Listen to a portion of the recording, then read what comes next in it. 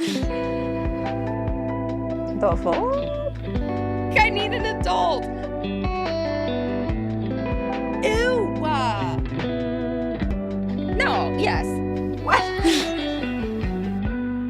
Oh, are we starting? Now. Hello. Hello. Welcome back to another episode of Two Dumb Bitches. I'm Lucy. And I'm Cinna. And we're the dumb bitches.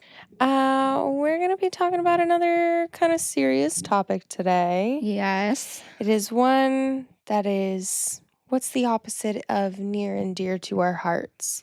Far and Wide. from our souls. I was going to say butts. Yes, it is far and wide from our butts. As we have mentioned in previous episodes, we were both raised Mormon. This topic fills me with rage sometimes. And honestly, I feel like I have almost a little bit of a hard time. Talking about it. Yeah. Actually, talking about it. Yeah. Not just oh, ho, ho, ho, ho, but getting into the nitty gritties. But you're in luck because we're gonna try. we're gonna get as much into the nitty gritties as we can. So both of us have acquired some trauma, Sure have. some religious trauma Yeah. from our experiences, and we want to share those with you. Yeah. We'll start with the more chill stuff. And then we'll see where it goes. We'll see what happens. More of the surface level nonsense. One of my biggest irritations growing up was our mutual activities. Oh my gosh. Yes. What were yours like? Fingernail painting, Learning how to sew, crocheting, cooking. baking. We learned how to do our hair and makeup one day. We had a fashion show. Oh, we had a fashion show too. Yeah. And that's not bad stuff to know. No. But it is when it's the only thing that they're teaching you. Well, you know what the boys got to do? The boys got to go to laser tag. Mm-hmm. And sledding. And paintballing. And ice blocking.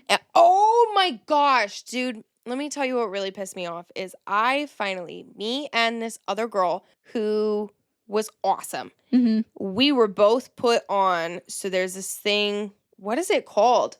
We were just on the committee. It's like we were in charge of the planning for the mutual activities. Yeah. The Young Women's Planning Committee type thing. Whatever. We were both on it, and when she got called and I got called, I was like, we're going to have some good activities finally. For context, called is being assigned to the position. Yes. Then we got into the planning meeting because we have to meet with the bishop and stuff. Mm-hmm. They said no to all of our ideas because we were like, let's go ice blocking. We had something planned where it was I can't remember what it was, but we were going to be learning something while having fun. Yeah. They said no to every single one of our ideas. But you know what they did say yes to? What? Is the boys' plan to have a competition to see who could eat the most little Smokies and have the most shots of root beer. Wow. The winner projectile vomited. But that activity got approved. That was the entire activity. Yep. They're really learning a lot from this. Yep. Yep. But the women, No. Nope. Well, and you know what I found out later as an adult that filled me with rage? What? The boys' budget for their mutual activities was double way higher. The size of ours. Yeah. Well, because what are the things that we actually need to do? I just learned how to take care of a home. Exactly. You want to talk gender roles? Let's talk gender roles. Not really. Let's talk gender roles. We had a young women's lesson in Sunday school where they put up on the board and they say, okay, what are the things that your parents do in the home, at home? And then, we were supposed to say things like, my mom does the shopping and the cooking, and my dad, does the handiwork. And I went, well, my dad does all the grocery shopping and all of the cooking because my mom was in college at the time. Yeah. And he clips coupons. And I love your dad. And she just didn't really have a response She just went, well, that's different. See? And she refused to write it on the board. Uh-huh. We had an activity. It's like a weekend-long activity. What is it called? It's like... Youth conference? Maybe. Where it's like you go to the church like every single day of the weekend. Yeah. And you do the activities and stuff. Yeah. I think that's what it was. We were doing that and we played, did you ever play the full-size Game of Life? No. Okay, so we had it set up in the gym and it was the Game of Life, but we were the characters, right? And so you're assigned a spouse and then you go through the thing and maybe you have a baby and this is, you know, your jobs and blah, blah, blah. And me and my husband, when we got our baby, we decided that I was going to continue to work while he was a stay-at-home dad because my job paid me more. Makes sense. And so at the end of the game, you go to heaven and you're essentially given like your score, right? Okay. We lost points because he stayed at home. Are you serious? Yeah. Yeah, we lost heaven points. The audacity. Yeah, because we decided to have him be a stay-at-home dad. You're going to lose your salvation. Yep. Oh my Yeah. gosh. Yeah. I can't even with that. Yeah, I know. I also got told frequently that because, like, I don't like to cook.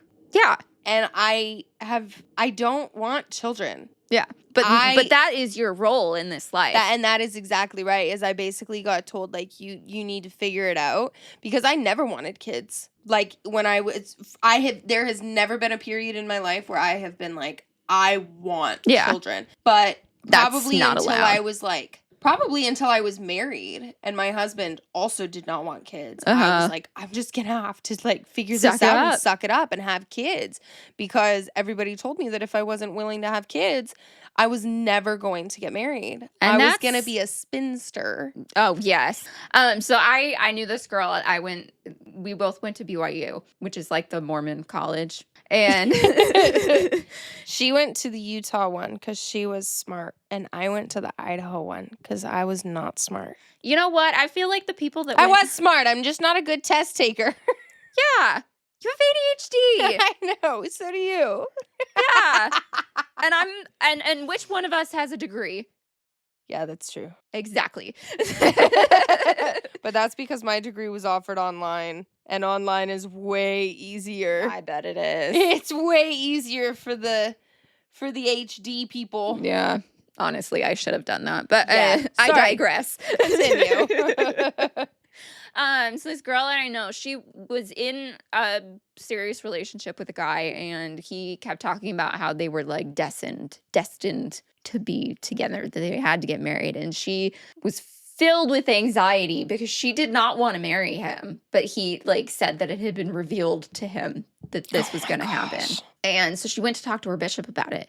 And her bishop straight up told her that if she did not marry him, that she would never get married and that she would regret it for the rest of her life. Oh my gosh. She was 23. Is she in a relationship now? A very happy relationship, not with that person. Oh, man. Yeah. I feel like it's just a constant state of, like, where the women are being told, basically, you have to take what comes your way. Oh, yeah. Even if you are not attracted to that person at all. Well, and that's reflected with the dances, too, because if a boy asks you to dance, you have to say yes. Yep. I know. Yeah, I was actually, so you had the same... Your leaders told you the same thing. Yeah. That you are not allowed to say no. If a boy gathers the courage. Yes. If they're brave enough to ask you, you have to say yes. Yeah. You have to give him a shot. And that's it. It went into dates. When a boy asked you on a date, you had to say yes. You couldn't say no. Which I think is part of the reason why I struggled so much to understand consent. And that I deserved to say no. Yes. To have a choice. Yes, because I genuinely grew up with the mindset of like, if a boy tries to kiss me, I have to let him. If a boy asks me on a date, I have to say yes. I don't have that, like autonomy. Yeah. I think that very much carried on to my adult life. In fact, I have a very vivid memory of I think I was 26 and a boy asked to take me home and I said no. Mm-hmm. And I got in my car and I cried because I was so happy for myself.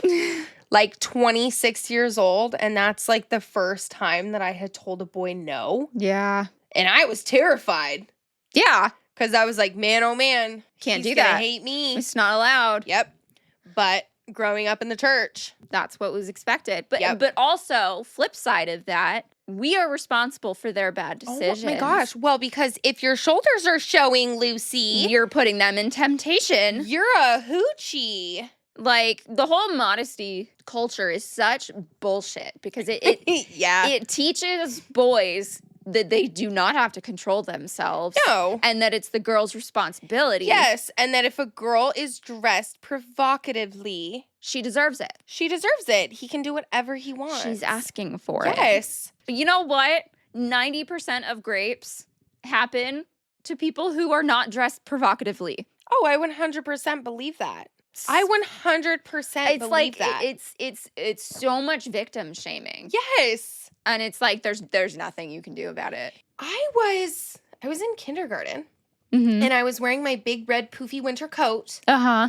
and I got catcalled by men as I was walking home from school in kindergarten in my big red poofy winter coat. And then I remember in high school, high school. I think I was a freshman. And I was walking home from school and a guy drove by in his truck and gave me a very obscene gesture. It's just And I was wearing jeans and a long sleeve shirt. it's just sickening. Yeah, it's gross. I remember I don't remember what exactly they did, but when I was in elementary school, me and my sister used to walk to and from school together. Mhm. And on our street, one of the houses was under construction. And I don't actually have a memory of what the construction workers did, but I know that afterwards, because my sister had told my mom about it, she Mhm.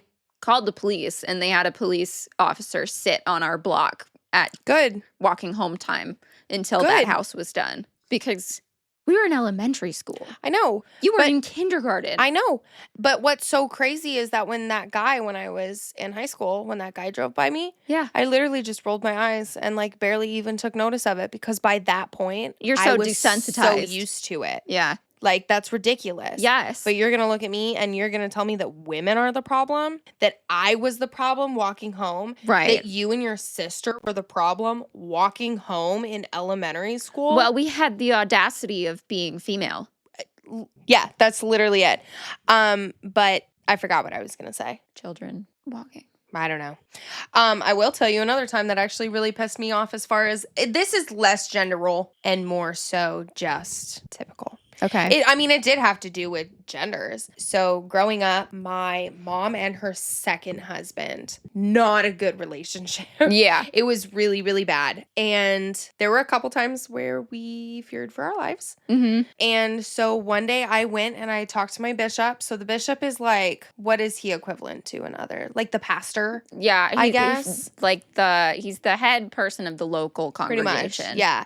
And he's supposed to be who you like confess your sins to if they're bad enough, but he's also supposed to be a support system. Yes. And like a vessel for like, I need a little extra help. Like I need Yes. whatever. So I was like, I'm going to go talk to my bishop about this and, see what he says and see what he suggests and whatever. And I told him about what was going on and what my mom's husband at the time was doing. Uh-huh.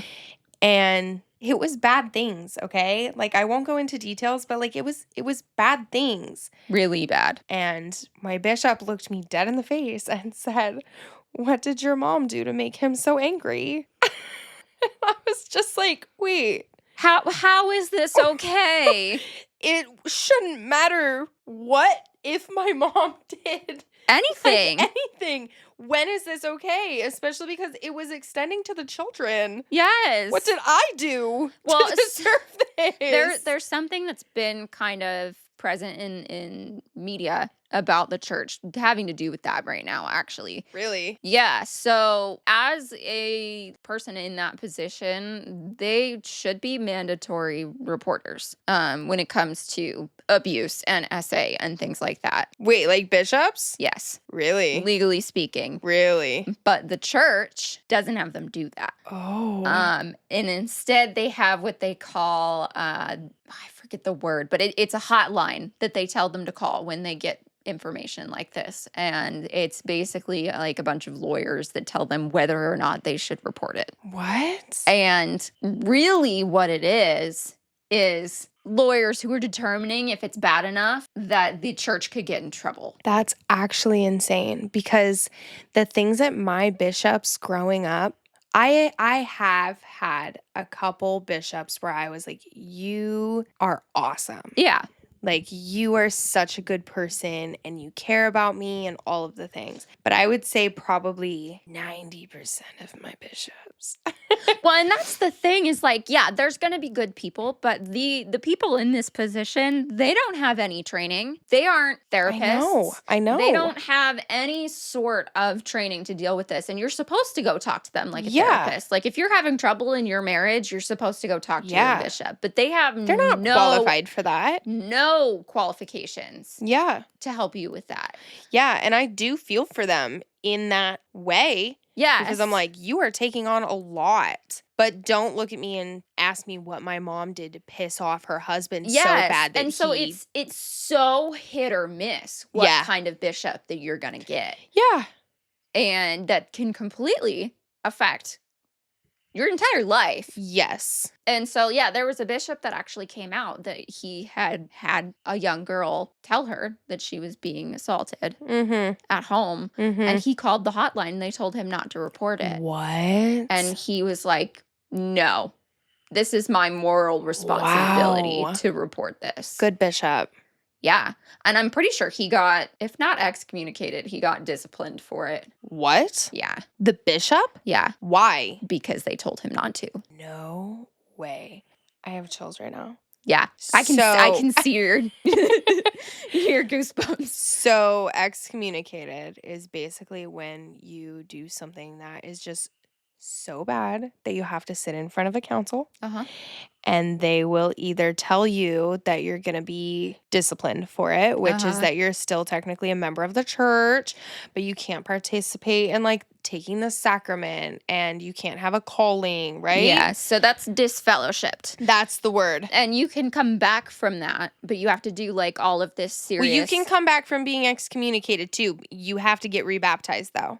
Okay. You can come back from either of them, but disfellowship. I did not know that you could come back from being excommunicated. I think so. I'm pretty sure. I mean, I believe you. I mean, I wouldn't just believe me because I don't know. Because mom got disfellowshipped. Yes. My mom, she had a bishop at the time who was really coming down on the teenagers having sex. And so because don't you know that it's equally as bad as murder? Yeah. Sex out of marriage is just as bad as murder. It's just as bad. So, and we're all going to hell, people. From what she said, basically all of the teenagers in that ward were getting disfellowshipped. Oh my gosh. Yeah. Wait, I guess I thought that you couldn't. Okay, here's the thing.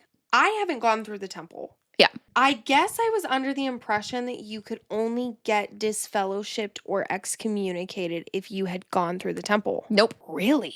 Yeah. Interesting. Yeah. Wow. You know what I should have done when I decided that I was all done? Is I should have just gone into the bishop and been like, these are all of the things that I do. Well, it depends on your bishop. Devil worshiper.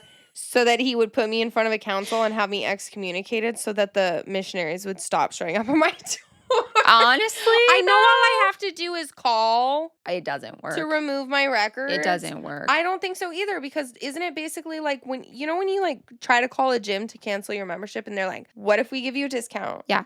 And they follow you. What do you mean they follow you? We never told anyone we moved. Here? Uh-huh. Well, that was partially my fault. What do you mean? Because the missionaries showed up looking for the previous tenants. Oh, they did? Of this house. Oh, they did? Yeah. And I said, no, they don't live here anymore. And they said, oh, well, do you have a second? And I went, we actually are Mormon, so you don't have to talk to us. Oh. Because I panicked, right? Yeah. And so in my head, I was going, well, if I tell them that, like, we don't need the word of God because We already have know it. We've got it. We're good. that they would go away. But unfortunately, they were like, No. well, why haven't we seen you at We need to church? reactivate you. We became a project. Yeah. I have a text message from Kellen. It cracks me up. I took a screenshot of it. It's a picture of the ring notification Uh-huh. of the missionaries. Uh-huh. And then his text saying, it's the Mormons, hit the floor. Well, and for context, we have like this big picture window in our front Yes. room. So if you are anywhere from there to the back of the house, they can see you. Well, and also my bedroom has a window. Yeah. Like right by the front. And So- and most of the time I would keep my blinds partially open so that my cats could sit there, and also because I'm nosy and I like to know what's going on. Yeah. And so I literally, because I was in my bedroom, I literally rolled off of my bed onto the floor. We so had that to they hide. wouldn't- Yes, we literally had to hide. Yeah, and I know what you're thinking. Just open the door and tell them you're not interested. It encourages them. It encourages them. Because let me explain something to you. Mormon missionaries, they have solely dedicated their life for these 2 years that they are on this mission. Their only purpose, the only thing that they're doing, Sun up to sundown. is converting people and talking to people and trying to get people to church. And you know what they tell them when they go on their mission is the number of people that they quote unquote save is directly correlated to how righteous and worthy their spouse is going to be. Oh, what? Yes. Oh my God. Yes. I'm not even kidding. Oh my gosh, I didn't know that. I'm That's not even actually kidding. So crazy. Well, you know, they also tell these men too that their worthiness is reflected in where they get called on their mission. Was this a thing for you? Okay. Not that I know of. Okay.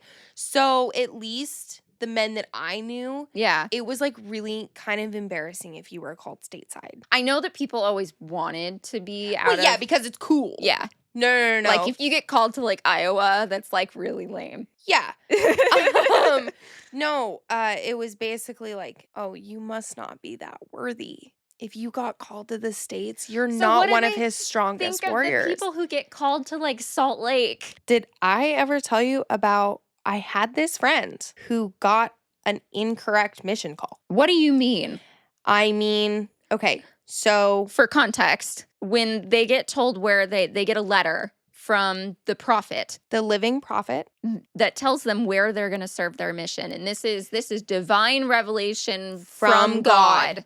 directly from God. So when you fill out your paperwork, you're not supposed to serve where you've lived, right? Or Because where you aren't have supposed family. to know people. Right. Okay, so this person that I knew, his entire family was Salt Lake, Linden, like Basically that area. yes, that whole Utah. area, and still actively living there. Okay, he grew up in that area of Utah. Yeah. Got called to Salt Lake. So they wrote the prophet. He and his mom wrote the prophet and was like, hey, Just so you this is know. odd. And he got a response that said, that was a mistake. You're actually being called to Oklahoma. And then he went and served in Oklahoma. What? Yep. I'm sorry. God made a mistake. Yep. God made a mistake. He got the official letter saying Salt Lake City. Really? Yep. You know, I don't think God makes mistakes.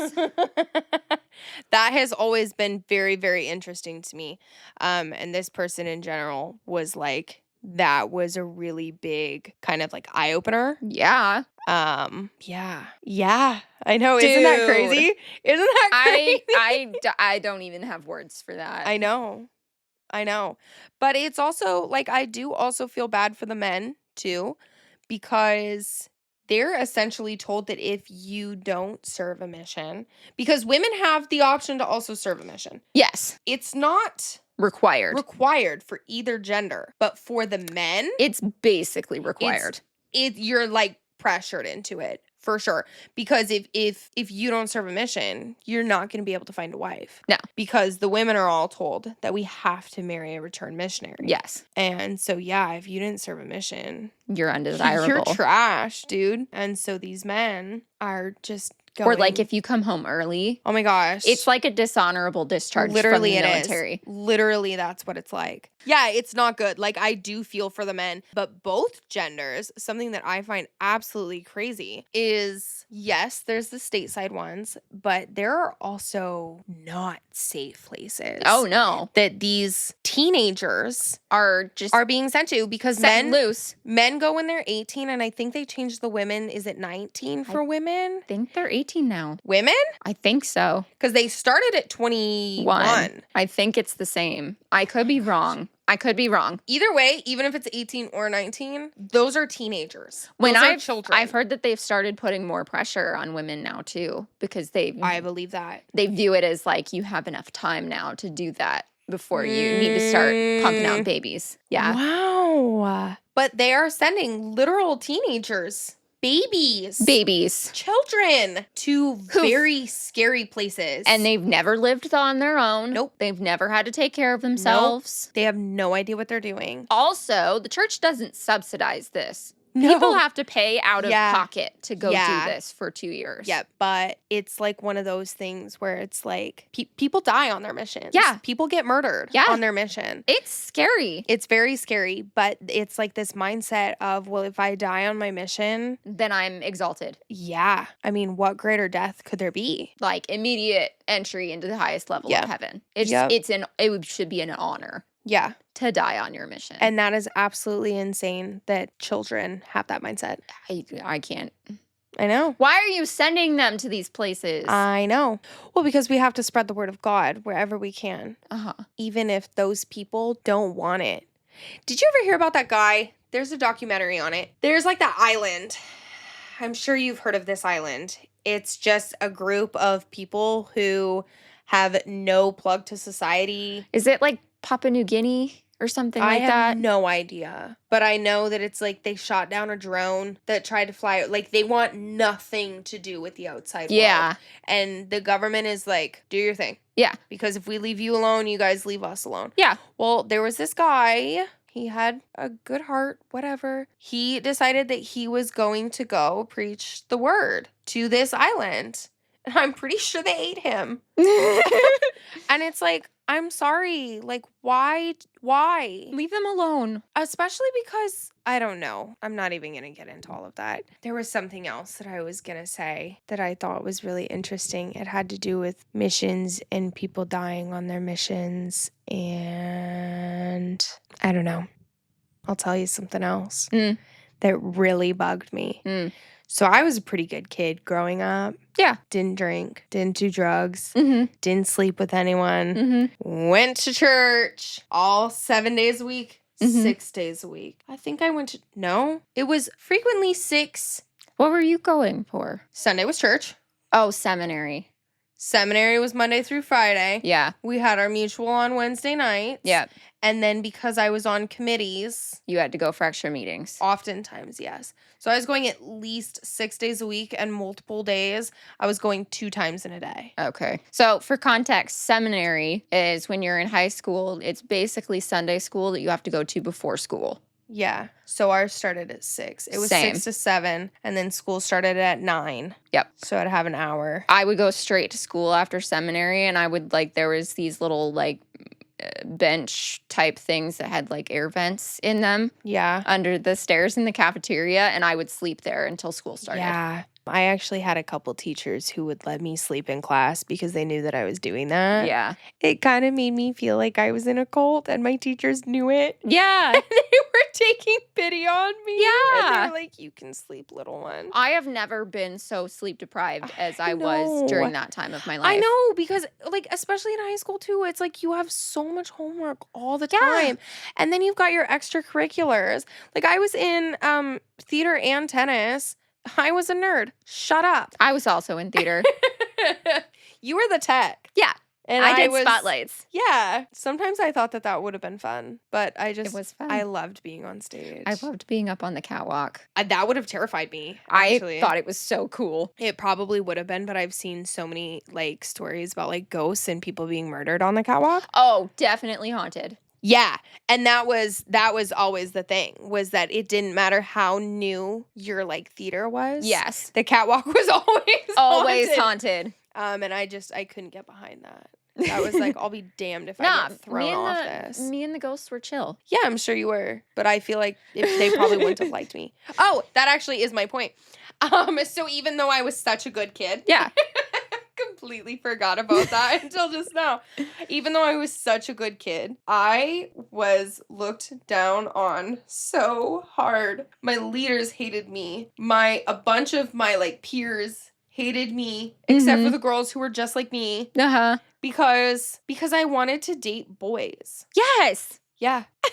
Yes. And because I hated wearing skirts that came to my knees. Oh my gosh, yes. And here's the thing is, I did wear skirts that came to my knees. But then I would sit down. And they scoot up a little. And I was considered a bigger girl, which is insane. It is so hard to be a girl with a butt. That's literally what it was. Because it does. It makes skirts shorter. It does. It does. And then when you sit down, they ride up higher. So the only skirts that I could wear were, like, those, like, floofy, not floofy. But, like, what are they called? The, like, swingy ones. The ones that, like, the princesses wear, like your Barbie princesses wear. Yeah. Like the spring skirts. Uh-huh. You know, and those are cute for a while. But the other girls got to wear, like, their cute little pencil skirts. Yes. And they got to wear, which is crazy because I didn't have a lot of cleavage to show, but I had some. Yes. And that was too much. That's it. And even if I wasn't showing cleavage, if I was showing my chest at all, that was a problem. It's temptation. Shoulders, knees, ankles, backs. Oh my gosh.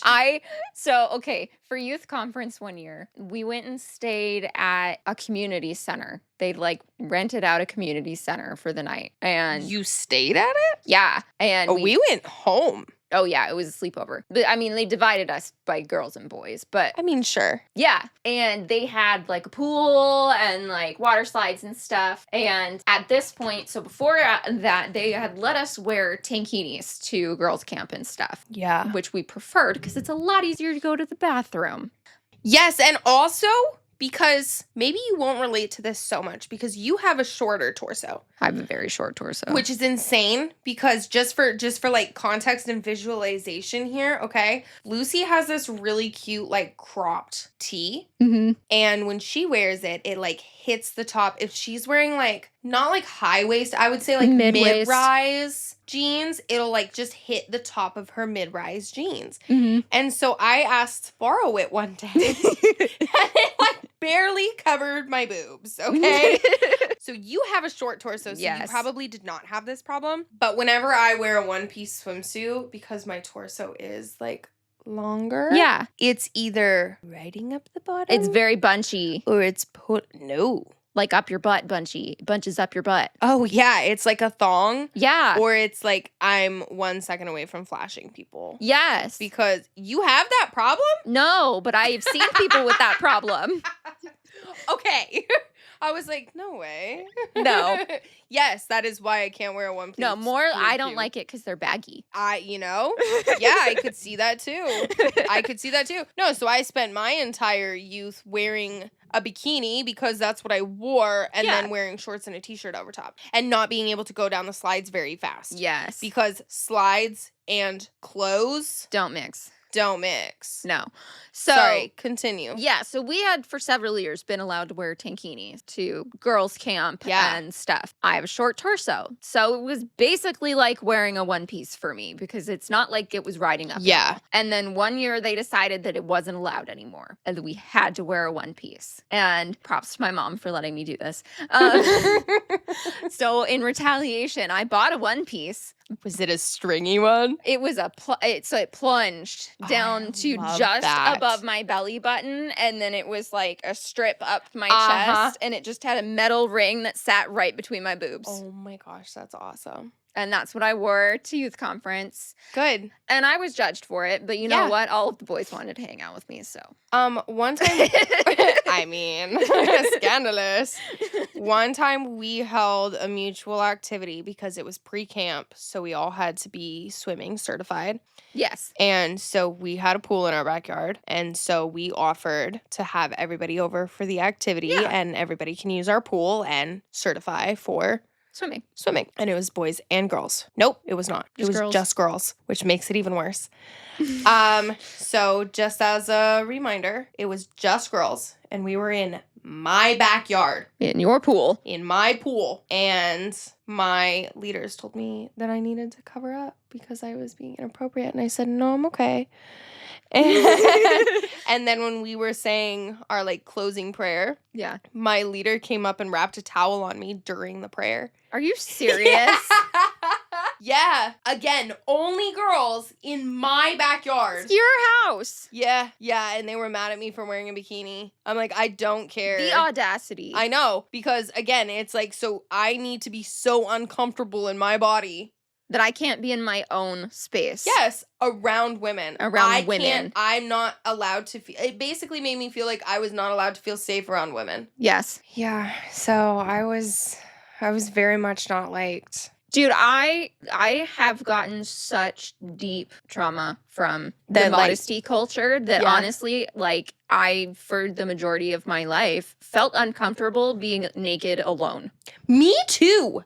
You know what else would make me feel uncomfortable? When I was looking at my clothes in my closet, sometimes I would, like, feel actually physically sick because I was like, that one shows too much skin, or, like, I don't know what to wear because it needs to be appropriate. But what's so funny to me is that now there are garments, which are the underclothes. Yes. Keep things modest. That the magic underwear. Yes. Yeah. But did you see that they're changing it? Yes, they're sleeveless now. They are sleeveless now. Which, like, the hypocrisy. I know. And women are allowed to get multiple piercings again. Oh, I hadn't heard that one. I think just in their ears. I think you're not supposed to get, like a nose ring. Yeah. But yeah, I'm pretty sure you're allowed to get multiple piercings like, now. Which I almost got kicked out of the temple one time because I had 2 piercings in. I snuck into the temple with my new cartilage piercing that I had done myself, and it was so scandalous. Oh yeah, for sure. One of my friends in college got really upset with me when he found out that I went to the temple with my belly button pierced, and I said, "Why? Nobody even knows that it's there. God is the only one that knows." I know. And then when I did go, because I just had my first and second holes done, and so somebody was like, you are not supposed to have 2 piercings, and you're in the temple. So I took out my first holes, and I said, I'll bet No, I only have these. Yeah, I said, oh, just the one piercing. I always thought it was hilarious, like, props to my mom. So she had her doubles done when she was, like, a teenager. Yeah. And when she became serious in the church, she stopped wearing earrings in her second holes, but she would frequently put earrings through the holes to keep them open. I love that. I love that. Yeah. She's like, I just like knowing they're there. Yeah. No, I totally agree with that. And then Kellen got yelled at in the temple. Oh my gosh, this is stupid. Because he had broken his foot and he had a pink cast. And somebody yelled at him and said, you can't be in the temple with pink. You can't wear pink in the temple. Because you have to wear all white in the temple. It's a fucking cast. What was he supposed to do about it? Like, what was he supposed to do? You're unworthy now. I know. Because you're broken. Can't believe you would wear such colors in here. But you know what's so crazy to me is that as casually as we can sit here and talk about how nuts all of these things are, I think my official, like, last day in the church was probably when I graduated college, because since I was going to a Mormon school, I had to attend church. Yes. And I had to be interviewed. Yes. And my bishop had to send in a form that said that I was attending church. So I think as soon as I graduated college, that's when I was like, okay, I'm done now. Yeah. And that was probably 7 years ago, I think. I'm still terrified that I'm going to go to hell. Yeah. I'm still absolutely terrified that because, you know, one of the biggest sins, obviously, sex before marriage. Yes. but also knowing the gospel And and denying it. forsaking it. Forsaking it is a better word. Because there is a lot of crossover with regular Christianity, traditional Christianity, I should say. Mormons do consider themselves Christian. They believe in Jesus Christ. They sure do. Last I checked, that's the only qualifier. I think so. Yeah. And I don't think I'm in like my figuring things out period of time. Yeah. I don't think that all of the teachings of the church are like complete and utter nonsense. No. I'll say this. Any religion, if you can get out of it positive principles and a set of think that's values, and if you need that to have a direction in your life, then that's great. Yeah. A sense of community. Yeah. And taking care of each other and all of this stuff. I think that's great. For me, that's not the majority. That's not what I found. Of what I found in this religion. No. But I guess my point is that even though I don't sit here and go, God's not real. Yeah.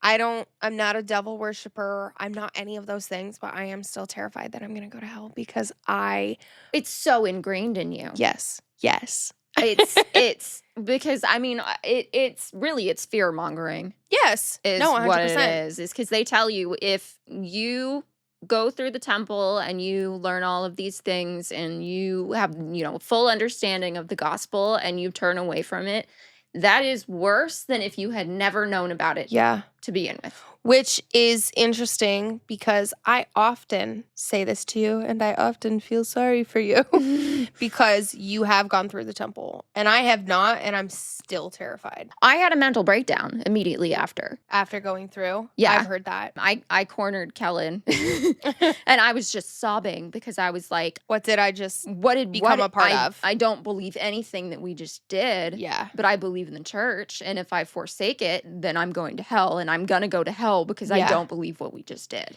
Yeah, and obviously I don't really know. So you're not supposed to talk about what goes on in the temple. It's not secret, it's sacred. But I have never experienced it. But I have heard from multiple perspectives that it is a time. Yes. It is. Well, and the thing is, it's so different from that's what I hear.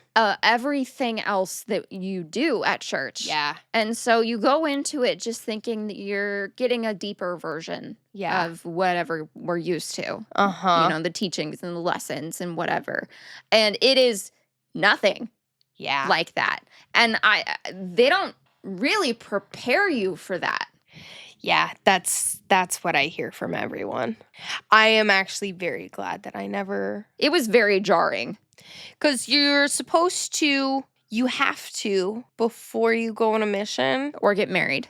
In the temple. Yes. Because I got married, but I did not get married in the temple, which... But, I mean, if you're a good Mormon, you're supposed to get married. You know what? Actually, hold on. This is something that I actually want to talk about, and I know that you'll want to talk about it, too. So there's this thing called being sealed. Yes. And when you get married in the temple, you are sealed to your spouse for time and all eternity. And, at surface level... Great. Aw, so cute. Love that. Families can be together forever. Yes. Who doesn't want that? Well, what if I told you that your husband will probably be sealed to a second wife in heaven? No, he won't.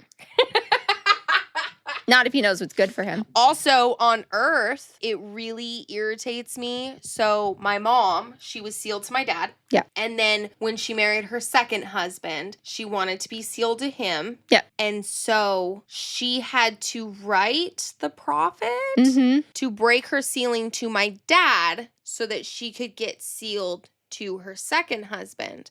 Now, my dad, while not active in the church, but I'm just using this hypothetically speaking, okay? Yes. Let's say that he decided that he wanted to get sealed to his second wife. Michelle. Love her. What a gem. Yeah. He could do that without ever breaking his sealing to my mom because men can be sealed to more than one woman. They can be sealed to infinite women. Yep, but women can only be sealed to one man. And you cannot reach the highest kingdom of God if you're not sealed. So again, I'm not making it, baby. Honestly, I wouldn't be too sad about that. Well, and we believe in we call them ordinances, but things they're like the sealing or like going through the temple as an adult. We believe in doing those things for people after death. Yes. We do them by proxy. Yes. And so after you die, you can still be sealed to more people. So even if Kellen dies first, he could be sealed to other women in heaven before I die. Yeah. And vice versa. Yeah. If I die first, he could get sealed to more women down here. But I can't. Yep. And so you don't have a choice. He knows that I'm not okay with that.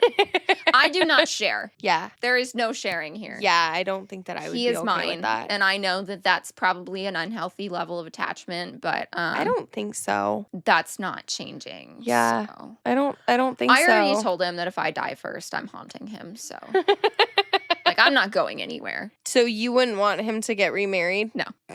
Damn. I promised eternity. Just because I'm dead, that doesn't mean it's over. Yeah, but like then he has to be alone for the rest of his life. I would be alone. Interesting. I would be alone. I think I just haven't really like fully thought about that question because I'm not in that situation. I mean, fair. I feel like I would want my spouse to get remarried. I might be upset about it, but I would want my spouse to be like happy. I just have memories of, so there was this couple in my ward growing up, and they were the cutest little old people couple. Yeah. They loved, like, you could see how much they loved each other. Yeah. And I remember having a conversation with my mom, and I was pretty young. I was probably like 8, about them. And she told me that they both had been previously married and sealed to those previous spouses. And the wife didn't break her sealing to her previous spouse because both of their spouses had died. Okay. But they decided that they wanted to be together on this earth. Okay. And it just, I could not wrap my head around that because they love each other. And so you're telling me that when they die, they don't get to be together because they're going to be with their other spouses. And I could never, like, putting myself in that position, I would never want to have to figure that out. Because if we're all together after death, then who do you choose? Yeah, I think it's just like our brains are less complicated. I hope so, but I'm not taking that chance. Because technically, do we have a brain? I don't know. Yes, if you're resurrected. But that's like part of your body. Like, it's not a necessary part of a spirit. It felt wrong in my soul. What did? Plural marriage. Oh, no. Yes, 100%. And having to figure that out. Having to choose between two people that I love. Yeah, I think I'm just like, well, in theory, if we don't have these like complicated emotions as spirits, like, because I think that's like an earthly thing. Supposedly, you know, these feelings and emotions. I've asked many different people and no one's been able to give me a good answer. That's understandable because I don't really... Because nobody really knows. How can you know? Well, and I'm the type of person where like, if something doesn't make sense to me, I'm like, I don't know. I'll figure it out when I get there. And I'm not that kind of person. Because I think it just stresses me out to think about it because I'm like, because that would piss me off. And I should just not. It does piss me off. I just should not piss myself off now if I don't need to. Yeah. Especially because I'm not sealed to anyone. You are not. But I am.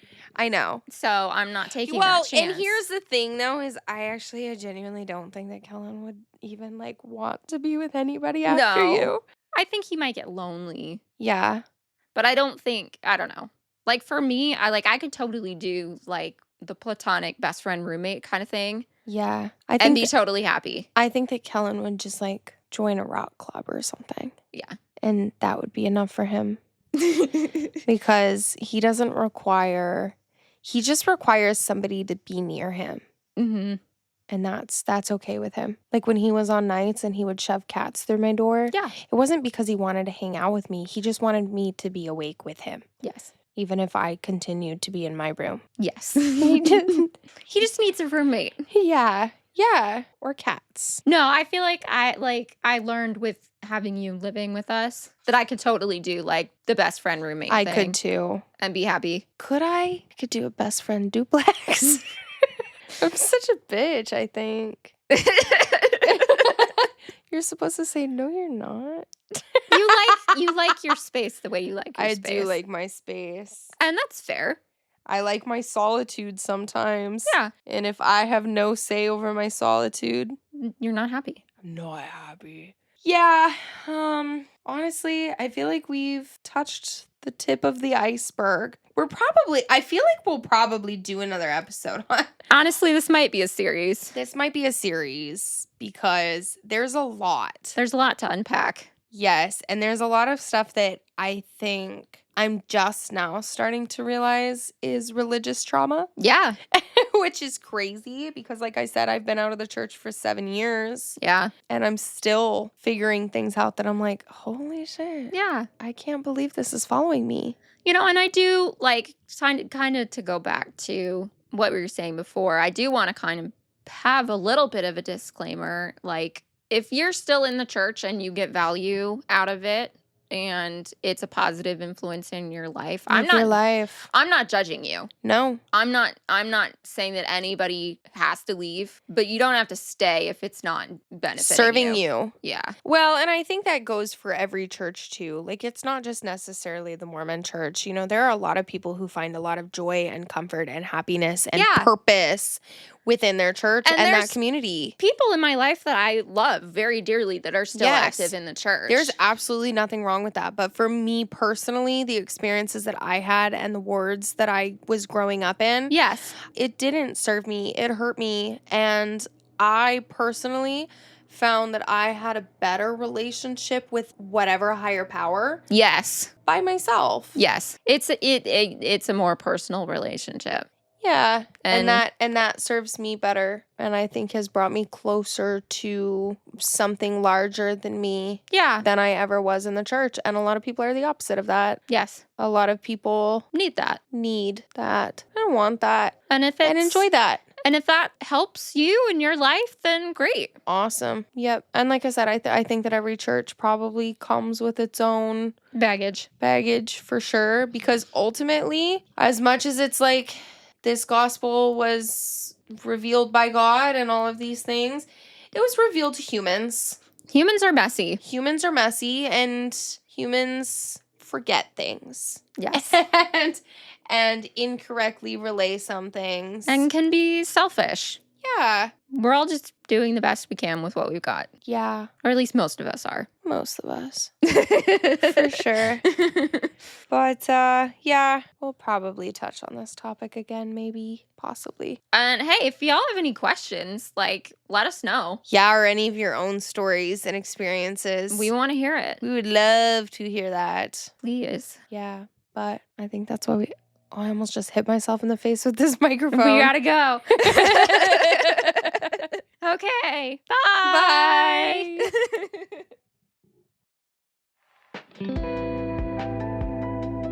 Every villain is lemons. What were we talking about? I don't remember. One butthole. I'm fucking delicious.